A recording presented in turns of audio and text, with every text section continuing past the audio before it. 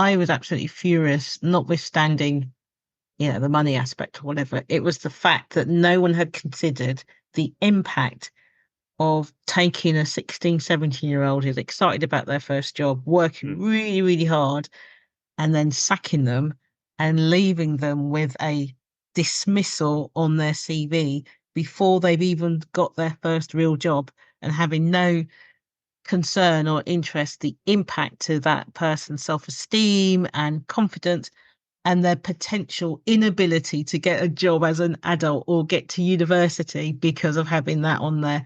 And I found that completely astounding. I create clear thinking and decisive leaders who can amplify their influence. Contact me to find out how I can help you or your organisation. And today our guest is Clifton Savage. How are you doing? Doing great, Judith. How are you? I'm doing good. Clifton, what makes you jump up and down with excitement? Oh my gosh. I mean, just the chance that every day is a new day. Like seriously. Um, my calendar's got stuff on it. I plan things out pretty routinely, Yeah. but it always changes the moment I get out of the house. So no, it's just a great opportunity. Every day is a new experience, new learning experience. So I hope to learn to do better tomorrow and just make the most of today. Brilliant. Fantastic. Tell us a bit more about you. Yeah. So, business owner, dad, got a 4-year-old, um, you know, heavily involved in the local community here, with my church and other outreach programs. But yeah, biggest thing is I've just always felt a calling to be like the mediator, in the middle of things, whether it's personal or professional. And I've just found the trajectory of my careers up until business ownership, has just always been kind of like being in the middle of things. And so I just find ways to kind of bring both parties together, and give another perspective and try and just not just create peace, but really resolve conflict, because you can't have progress without conflict. But a lot of people stray away from it, and so we don't make progress. So I like to see progress, which means we have to have hard conversations, and I like being the catalyst of that. Makes a lot of sense. Brilliant. Okay, so I know you're all about cultivating leaders within. So tell me more about what that means for you. So yeah, cultivating leaders within, especially when it comes to like the term service leadership, um, is really about, just like when I said, like waking up every day, knowing that every day is a new day, it's a new opportunity. It's not even that I'm like, well, what can I do for me today? Sure, I've got to learn, I've got to grow, and that's important. But the end goal is not so I can just gather up those treasures and keep them to myself. So really the intention is when I'm reading a book, it's not so I can just become smarter, is so I can share it with somebody. It's someone asks a question, they're struggling with something, and I've discovered an answer, and so I can share that with them. And so I feel like developing your inner leadership is about, improving your thought processes, the way you handle your emotions, the way you view life, and handle, obstacles, and then share that with others. It may not be definitely not one size fits all. And it may not work for them, but you can at least, share that breadcrumb with them and say, hey, go check this out and see if it works for you. hmm Okay, that makes sense. So, how do people develop leadership skills specifically in teams? In teams. Yeah. So when it comes to, leadership within teams, and it doesn't matter if it's at work, if it's in the house, if it's in a, charity event or a sports event or whatever. It all comes down to communication. And I'm a huge proponent of the DISC assessment. I'm a huge proponent of really any personality assessment or type of assessment that's going to help people better understand themselves, and have a lens to view uh, people in a way that they can better understand them as well, and understand that we're not all made the same. We're made very uniquely, and that's something to be celebrated, not competed with.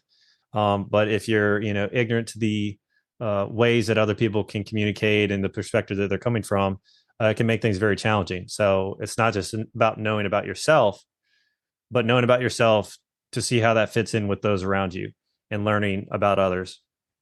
That's the Okay, biggest thing. That's the biggest brilliant. thing for team communication. Thank you. So, do you see the best way of doing that then is through things like psychometrics, or are there other techniques or things to consider? That's a great cornerstone. Like that's a great starting point. But no, truly, it's actually like I said before, being the mediator, kind of being the whether it's actually mediating or just observing two other people's conversations. I'm like the personality that does not like to be in the limelight. I like to be in the background. I like to be to the side, and that allows me to witness two people's perspectives, their communication from more of an objective standpoint. That that is a great tool to use to hone people's skills in communication. And a lot of times when we use the disc, that's not really the activity. That's the starting point. But the real activity comes through just day to day conversations, having in your mind, in the back of your mind, that you are trying to improve how you communicate to others and receive communication from them. Mhm. Okay, that makes sense. So, what type of leadership skills do we need to become more impactful as leaders? Number one, having a heart for service, right? I think the as leaders, we have to make decisions to help progress and grow, even just survive, whether it's themselves, for their family, or for the business as a whole. But they have to know, are they making the best decision? Is it reactive or is it proactive? Hmm. And so what I mean by that is, did they put in enough preparation and forethought and mindfulness in, am I making the best decisions for everybody, or am I making the only decision that's best for me? And so, and that's a lot of times, owners, business leaders, CEOs, presidents, vice presidents, you name it, they'll get to the top, they'll get things to a certain point, and they didn't have it in their mind that, oh, this is now my time to look out for others. They, whether it's greed or lack of self confidence or fear or whatever, it's not enough. And so instead, it's more like, rather than looking out for other people, they keep looking out for themselves, and that just eats you from the inside out, personally and organizationally as well. So that's the biggest thing. You got to go into the mindset of, I need to get to a certain point with my time freedom, my financial freedom, my health, to not just keep those things to myself, but to use that to serve others, to use that to be there for others, and help them get to whatever the next level is for them. I think that's critical, and a lot of leaders miss that. Okay, that makes a lot of sense. So, I know one of the things that is important to you is making sure that there's positive change. Um, in leaders enabling positive change for their employees. Are there any particular things to consider to do that? Because it sounds like, yeah, okay, I make positive change, but if you had to actually put that into effect, how would you actually do that? So yeah, the practical application of positive change, for me, just talking a little bit of my history, I when I got out of high school, I didn't go straight into college. Had no clue what Right. I wanted to do. I ended up, fortunately, having a great opportunity to go work for a growing manufacturing company. They were hiring a couple hundred extra people for this new plant they were building, and it gave me the great opportunity to work with Japan's methodology of the Toyota production system and um, you know, their theory of continuous improvement for the greater good of everyone. And Kaizen is what it's called. It's continuous improvement. And there's a lot of forms of that nowadays, and a lot of organizations have taken on some type of iteration of the Toyota production system or lean thinking, and those are all great. But in practical application, I think they see it as like, let's streamline so we increase our profitability.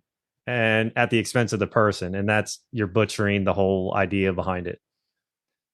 So to Yeah. create like practical lasting change in a company, it starts with keeping the person in mind and Hmm. knowing how can we improve our recruiting, how can we improve our onboarding, how do we improve our training, how do we improve on the actual tangible assets that make the difference in an employee being nurtured or kind of being left to just flail around and figure out themselves and feel frustrated or disgruntled or helpless.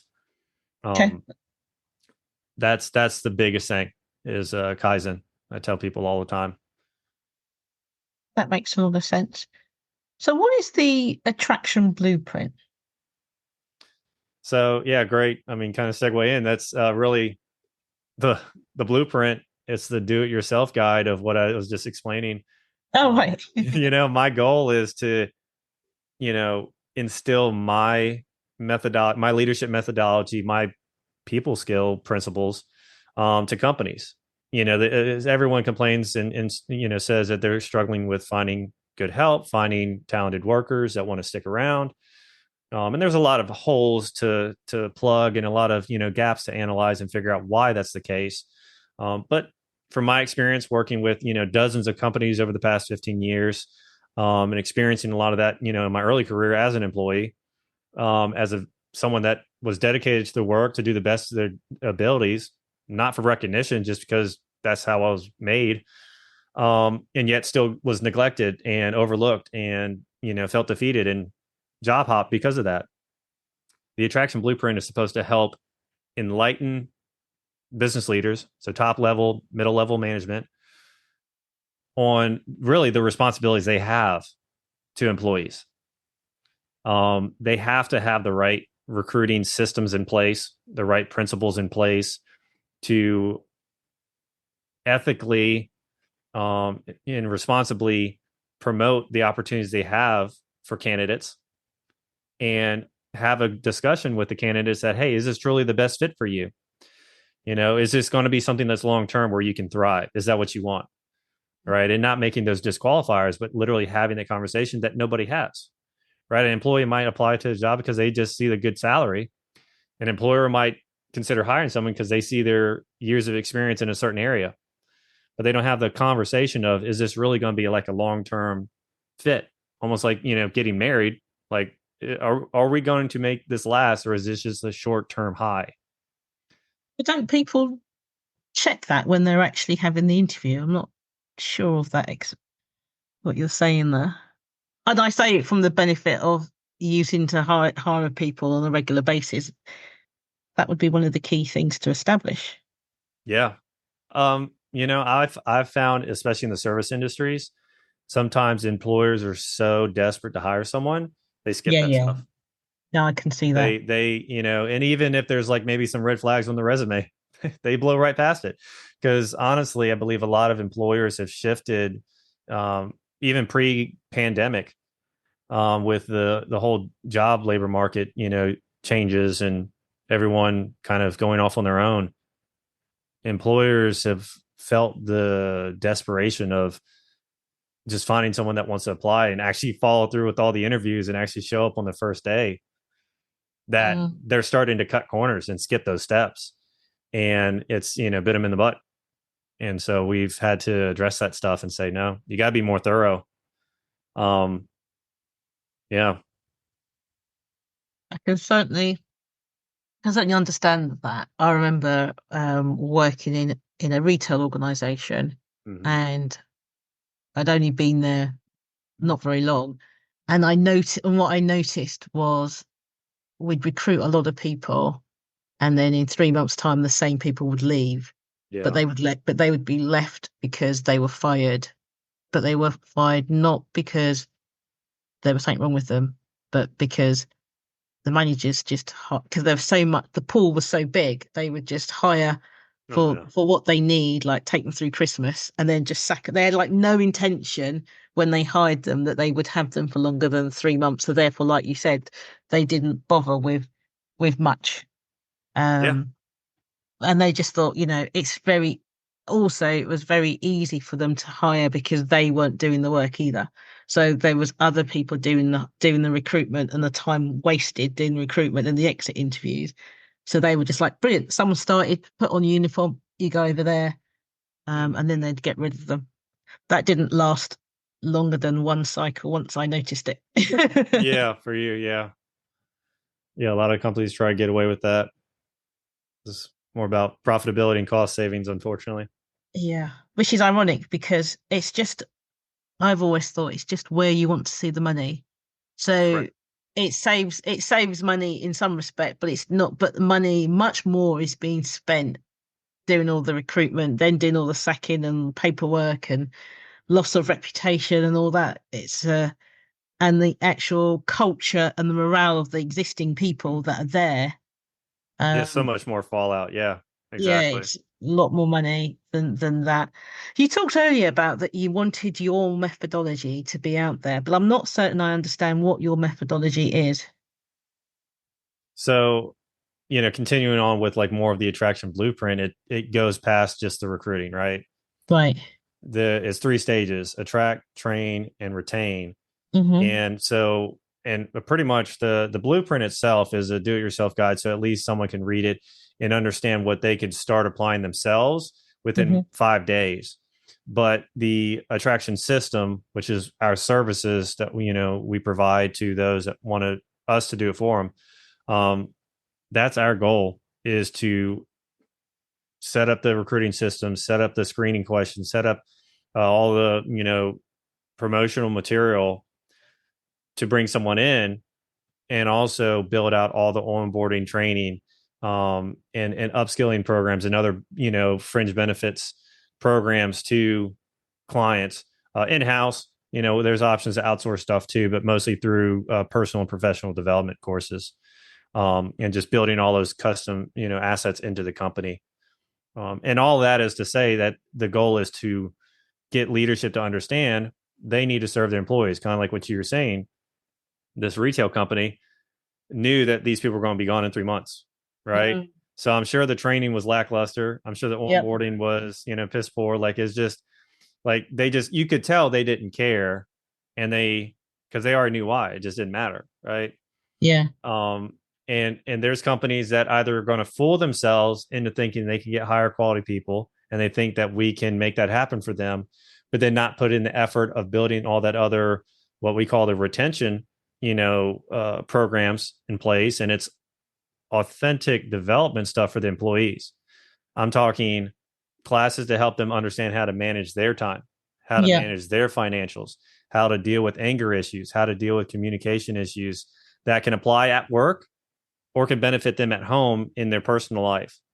And it's just it's resources out of there. They're not required, but they're the company's paying for them. They're investing in that stuff to be available to people, and taking feedback on what do employees want, what are they looking for. The ones that truly want to develop themselves, or just get answers. Right, that's what we do all day long, anyways. Whether we're searching, social media or the internet or the newspaper, or reading a book, we're always trying to find answers. Listen to a podcast, right? Mm. So why can't employers help bring some of those answers to their employees? Um, that's just taking it to a whole nother level. That, frankly, not a lot of companies are going to do, at least not right now. Maybe in the next 10 years or so, we'll catch on a little bit more. But that also helps us kind of sift out a lot of the companies that we don't want to work with, right? Because kind of Yeah. like the retail company, it's a means to an end rather than being very authentic about caring about people.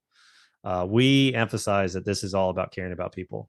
And if they fake it even a little bit, people are going to tell. They're going to see it. You're going to notice it. You can't hide it.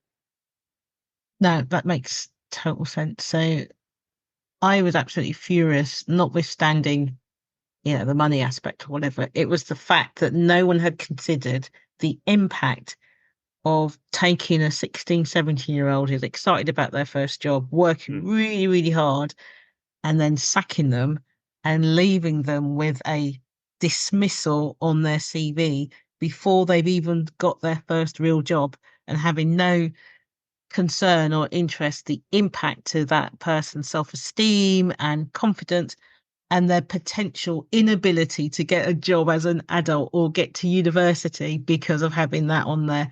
And I found that completely astounding. And I Yeah. certainly think what you were saying about making sure that we give real skills to people as and when they need them is really, really important. And I think we probably returning back to that, what are the skills that we need for this person to be fully developed in this role, almost irregardless of whether that's job specific Hmm. as well. Like as you say, like treating the individual as an individual as opposed to just a number. And I think Generation Z, certainly Generation Alpha, when they finally leave school, are going to really force that because they will realize, especially with AI, that we're moving into a skills-based workforce, not a job-based workforce. So they're going to need to have lots of different skills that they can leverage when needed per role, as opposed to just learning a particular trade. Yeah, So, more Clifton, well-rounded. yeah, before we end, is there anything that I should have asked you, which I didn't ask you? Because if so, you can tell me what that is and answer it now. um, yeah, I guess. I mean, you can ask about the dynamics that we have with our clients. You know, how we actually help them. You know, we talked about the theory of things, but we haven't really talked about the how we go about it, I guess. Okay, tell me about that then. So yeah, I mean, one of the biggest things, you know, if you look me up, you look my work history, Mhm. and essentially we're still kind of titled as a leadership development slash business coaching company, right? Mhm. When people hear the word coaching, they think someone is just coming in to tell them from their experience what to do or what they think, and that's great, and that's part of it, right? And the attraction blueprint, that whole methodology is part of it, but it's also actually installing those programs into the company so the leadership can get trained on it. Yeah. Because, say, for example, you know, for good or bad, I coach, you know, a C-suite executive in a company. The company's invested this time, this money into this person, and they leave. Uh-huh. What happens? So The waste it company's, everything gone. yeah, it's wasted. Yeah. That doesn't sit well with me. And don't get me wrong, it's necessary. I can't just say, oh, here's a course, you know, figure out yourself. That's no, there's still like a personal dynamic and in you know, level of you know, availability for me to be there with my clients. And we always jump on calls and, you know, communicate well, whether it's email, phone, video call. But we've evolved to this point where companies need to own their assets. Everything we give them, they own. We don't Mhm. keep it for ransom. They have it. They can update it. They can do whatever they want. Really, our goal is to come in, install everything, help them maintain it, and leave, so they can maintain it themselves and not be stuck with a, you know, a yearly retainer or monthly subscription or something like that, right? Because I feel like if I'm not actually developing to the point that they're equipped to manage this stuff themselves, Mhm. and it wasn't just like a fad that starts collecting dust after a year that I'm gone, I feel like it was a complete waste, you know. And Yeah. essentially it's just like I'm failing to deliver on what my principles are. um so that's been the biggest transformation and evolution. I don't see a lot of coaches doing that. I don't see a lot of companies doing that, right? Most companies want to keep you on the hook for as long as they can. I mean, they work so hard on coming up with new fancy programs and new this, that, and the other, new speakers and whatever. That's great, but they're doing it to try and keep you on their um you know, payroll, pretty much. Yeah. Yeah. Eh, I know what you mean. You're trying to bring independence rather than dependence. yeah. Totally understand that. Clifton, that's been really good. Thank you for sharing your insights here on retaining, attracting, and training individuals. Absolutely. Thank you, Judith. You're welcome. And thank you out there for tuning in to the Maverick Paradox podcast. I'm Judith Germain, your host, and I hope you've enjoyed today's conversation. The Maverick Paradox. Judith Germain is an author, speaker, consultant, mentor, and trainer, and the leading authority on Maverick leadership. She is the founder of the Maverick Paradox, which supports organizations to enhance their leadership capabilities and to help business owners develop and grow their businesses. Judith enables individuals, business owners, and organizations to improve their impact and influence. She is also HR Zone's leadership columnist, an international online radio host, and her expert opinion has appeared in national, international, and trade press.